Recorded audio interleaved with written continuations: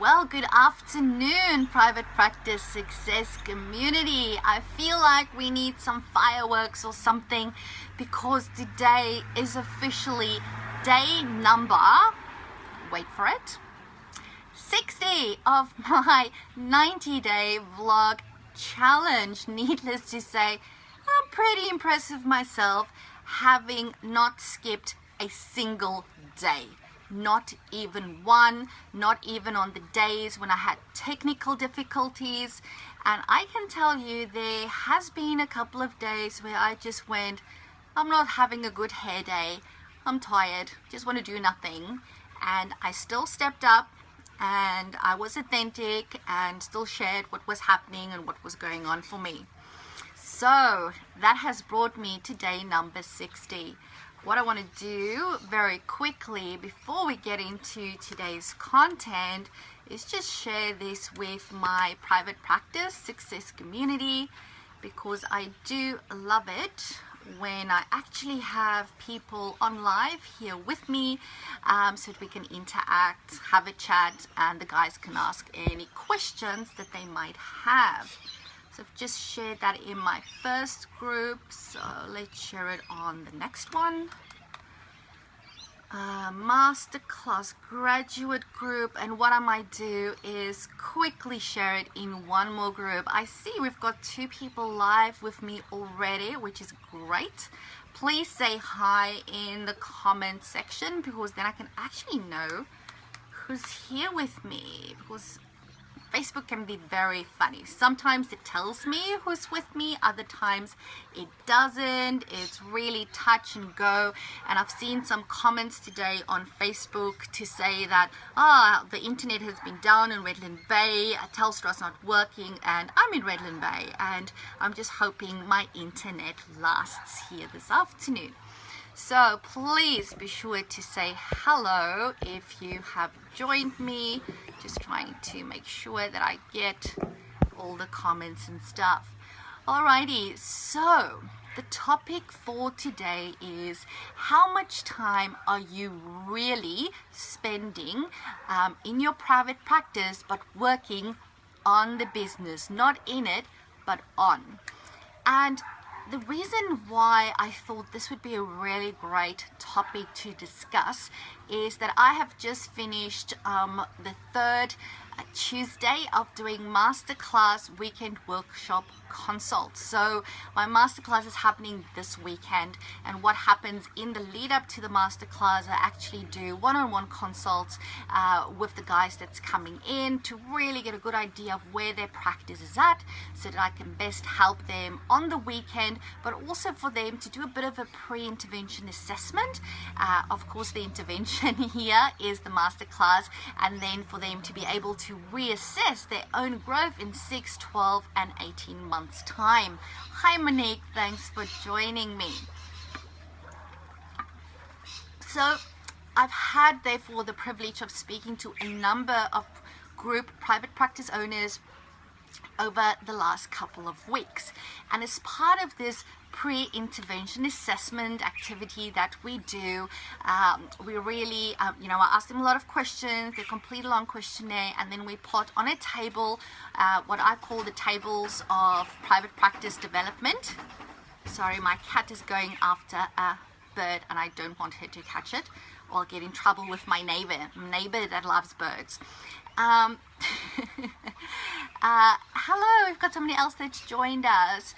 Hussein Dad, is that how I pronounce your name? I hope I've got that correct. Hello teacher, how are you? I'm very well. So as I was saying, so we plot on this table where they're at, and we look at the 15 markers that gives you an idea of where your practice is at compared to other private practices out there. And one of the questions that we look at, one of the markers is how much time in terms of hours do you spend every week working on your business. So this is not about doing client reports. This is not case management stuff where you ringing doctors or other allied health professionals. It's not that type of thing where you're following up, rebooking people, not client related admin. This is purely business development hours that you are spending on your practice. So I thought this would be a really great time for all of you to be reflecting on that question. Okay, so even if you are a solo practitioner, but it is your plan and your goal and your aim to ensure consistent referrals into your practice, i.e. you want to cut out any ebbs and flows, which between me and you is really the only reason for ebbs and flows is inconsistent marketing, but I can talk for a whole 2 days on that topic. If you want consistent referrals coming in, or if you are a solo practitioner that want to expand your private practice and get clinicians to come on board, or if you are a group private practice owner that want to ensure that every room in your practice is being used and that every one of your clinician teams are fully booked and that you're in a position to keep on expanding, you have to be spending time working on your business. There's just no way around it. Okay, you have to do it. You need to get off that hamster wheel, get out of the client work, no matter how much you love it. And I know that's why we're in this business. We love working with the clients because that's where we see the difference we can make in people's lives. You need to step away from it and work on your business. You owe it to yourself, to your team, to your family, to your clients, to your community to take that time away. So what I want to do is really ask you to reflect on that. All right, and then once you've written that down, so maybe if you're watching the recording, pause it now, write it down, and really be honest with yourself and go, how much time really have I been spending on marketing, on building relationships, networking, or looking at the numbers in my practice, looking at my cash flow, looking at my debt, looking at all that type of stuff, you know, in terms of business development things. Really be honest about that number. You know, pause the recording if you need to, and then I want you to compare it with what I'm going to share with you now. Anna has joined. Hi Anna, thank you for joining. Monique says, I've closed my books to ensure that I have time available to work on my business rather than in it. Amazing work, Monique. Very, very important.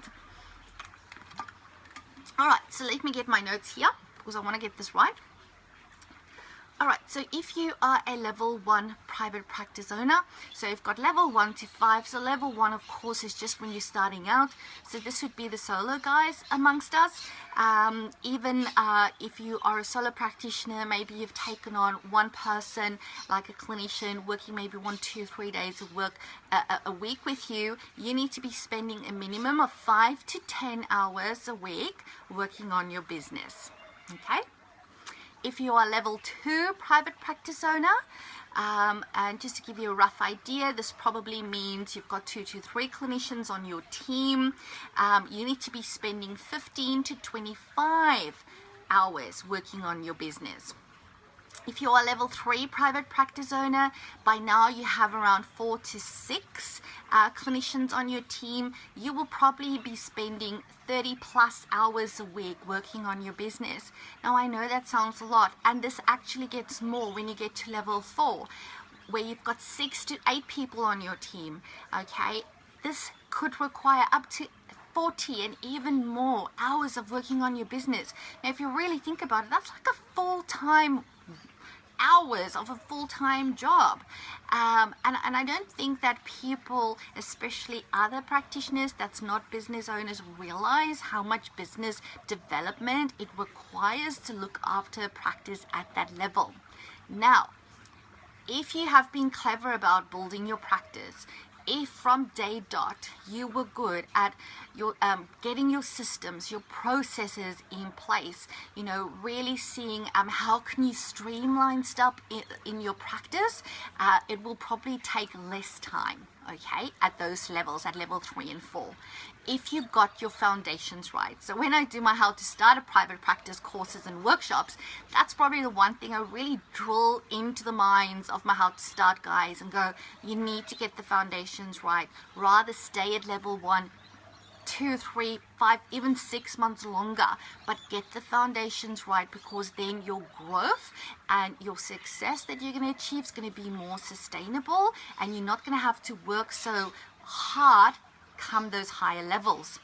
Another reason why a lot of private practice owners have to work so many business management hours at level 3 and 4 is a lot of them are reluctant to outsource. So I'm a big proponent of outsourcing as soon as you can to limit that time and really focus on the stuff that you are good at and you are amazing at. So some people are really great at marketing, other people are really great at empowering their team of clinicians to do even better clinical work. Some people are really great at a customer service side of things. Some people are really great at systems and processes, you know, and really getting into those details and mechanical things so that practice is just humming away. And you want to be able, as the business owner and practice owner, you want to focus on that stuff that you are good at, and you want to outsource the stuff that bore you and really you don't have a clue. Obviously you still want to know what's going on across all levels. And then when you get to a level 5 practice and you've successfully negotiated through all those stages, you'll probably be spending 30 or less, and it will become less as you continue to consolidate your growth to the place where, yes, you're still going to have to invest. You will always need to invest hours in your business if you are the principal as well. I guess it's different for me. I've got a principal that runs my practice, but even my principal still has to invest time in the business development side, even though we've got a level 5 private practice. Why? Because things change. Business is not set and forget. There's challenges that will happen. We always want to push ourselves to do more, to do something better. We want to stay abreast with changes in the funding, in changes in government, in terms of what we can and can't do. We want to take stuff online. We want to do courses and trainings and write books and do all of that type of stuff. So there's always going to be work that has to be done. So really ask yourself again, how much time have you spent working on your business? Okay. Now, what I will say is that if you are a true entrepreneur by heart, you will actually love that part of what it is that you're doing. Like, I love spending time working on my business. I also love doing the clinical work. But I've also learned that if I want more people to get the help they need, I need to be able to be okay with stepping back and focus on expansion, because that allows me to hire more people that can help more people. That allows me to start a second location that can help more people. That allows me to start YourPsychOnline.com, which is an online counseling business that allows me to ultimately help more people. That allows me to start Private Practice Success and empower you guys. That allows me to help more people. And it's all about that ripple effect. So for me, it's about knowing my why, and it's still the same from the day when I decided to enroll in psychology, and that is to be able to help people live the lives they deserve. And that is actually the tagline of my practice as well. And you know why it's the tagline? Because it's my why. It's the reason why I started this, I don't know, more than a decade ago now. Because of what? It took me 6 years to just study, so it's probably almost 20 years by now. Alright, so the bottom line is, be honest with yourself. How much time are you spending in your business? Don't look at it as a sacrifice. Don't look at it as something that, I have to do. You need to enjoy it. If you ain't enjoying it, you need to look at that and really start to unpack, why aren't you enjoying it? Because I would expect you to enjoy it, or otherwise maybe this is not the right path for you, and really be honest with yourself around that. Now, all of this being said, another very important point is to make sure that you're not only doing the hours, but you are actually spending it on the right activities. You know, it's very easy to procrastinate for 4 hours and to go, I've done 4 hours on the business. No, you need to be spending your time, your energy, and your activity on the right stuff. Okay, you have to be very clear in terms of, why am I doing this? So this how is this going to get me to this goal? So if I know what my 6 and 12-month goals are, this activity that I'm busy with right now, how is this helping me to get there? If it's not helpful, stop it. Stop doing it, and if you don't know what to do, go for a run or do some self-care and take some time out and do some journaling and reflect on what it is that needs to happen.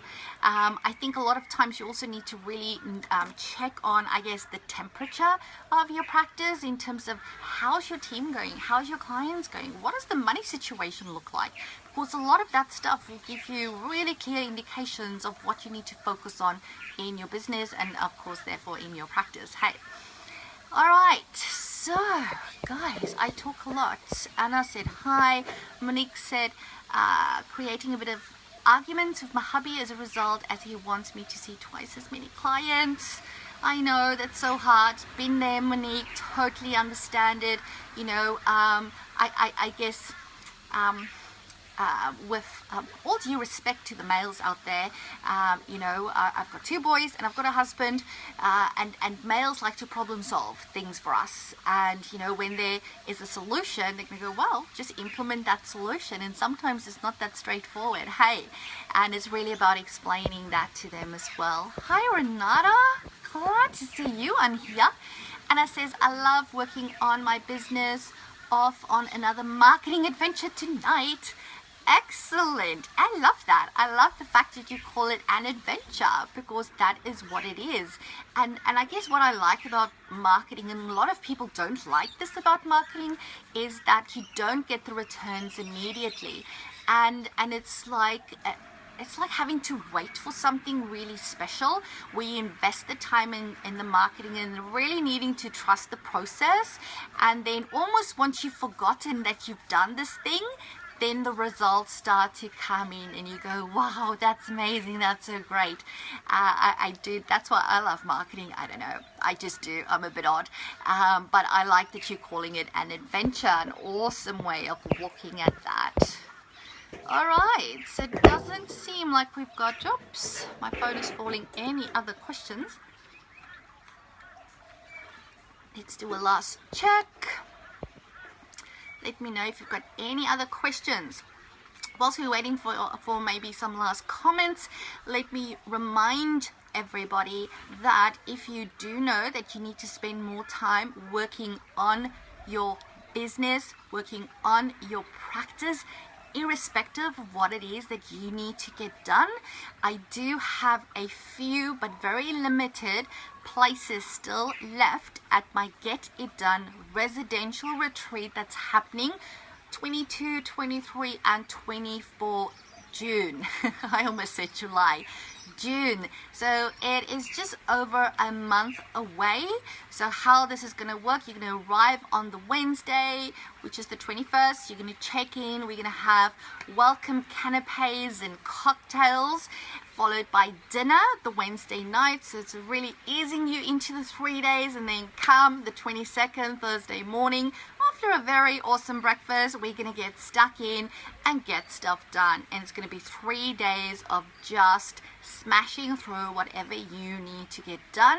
And you're going to spend that time with me, my principal psych Frankie, as well as my accounts person Tracy, who does our debt collection. She manages Power Diary. She runs our KPIs. She's like the numbers guru in the practice. She does all my tax and my books and all of that type of stuff. So she's going to be there, which really means that we're going to have you covered across all bases. So if you want to join us, so that happens of course the Thursday, the Friday, Saturday, and this includes 4 nights of accommodation, by the way, from the Wednesday check-in and then check-out. You can check out leisurely on the Sunday morning after a beautiful breakfast. There's no work on the Sunday, you know, even though we're going to be working hard, we also want to be kind to ourselves and really enjoy this process of knowing that I'm going to step out of my actual clinical practice bubble, and I'm going to step into this bubble of really being focused, dedicated, committed to get stuff done, whilst being supported by other people going through the same process, learning from other people and getting the support from people that's been there, done that, which is just awesome and amazing. So I will put the link to the Get It Done retreat in the comments below, so please have a look at that. And if you've got any questions around anything related to the retreat, please let me know. Alrighty, no other questions. So thank you so much everyone for joining me. I really appreciate it. I will touch base with you all again tomorrow for what will be day number 61 of my 90-day vlog challenge. Have an amazing evening and I'll speak to you again soon. Bye.